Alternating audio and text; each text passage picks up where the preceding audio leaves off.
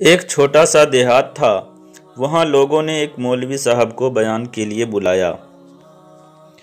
انہوں نے اپنے وعظ کے درمیان ایک مسئلہ بیان کرتے ہوئے عورتوں کو مخاطب کر کے فرمایا کہ تم اپنے خاوندوں کا نام لے کر مت بلایا کرو۔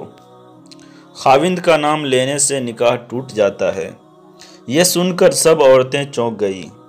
بیان ختم ہوا، سب اپنے اپنے گھر چلی گئی۔ ایک عورت صبح نماز کے لیے اٹھی اور نماز پڑھنے لگی۔ جب سلام پھیرنے کا وقت آیا تو اس کے خاوند کا نام رحمت اللہ تھا۔ اب سلام پھیرنے سے رک گئی، کیونکہ رات کو ہی بیان سنا تھا کہ خاوند کا نام لینے سے نکاح ٹوٹ جاتا ہے۔ اب کیا کرے؟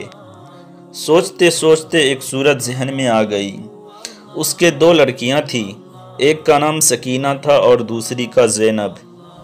تو اس نے سلام پھیرتے وقت کہا، السلام علیکم زینب کے ابا۔ رحمت اللہ کو نکال دیا۔ لڑکیوں کے ابا کا نام لے کر نکاح کو بچا لیا۔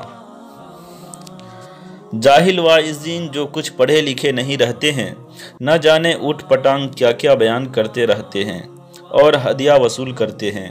اسی وجہ سے دین کا صحیح علم نہ رکھنے والوں کو وعظ وغیرہ کہنے سے منع کیا جاتا ہے۔ شوہر کا نام لینے سے نہ نکاح ٹوٹتا ہے اور نہ نام لینا منع ہے۔ ہاں، بہرحال عورت کے لیے اس کا شوہر محترم ہے، اس لیے جس معاشرہ میں شوہر کا نام لینے کو خلاف تعلیم سمجھا جاتا ہے، اس معاشرہ میں بلا وجہ نام لینا مناسب نہیں۔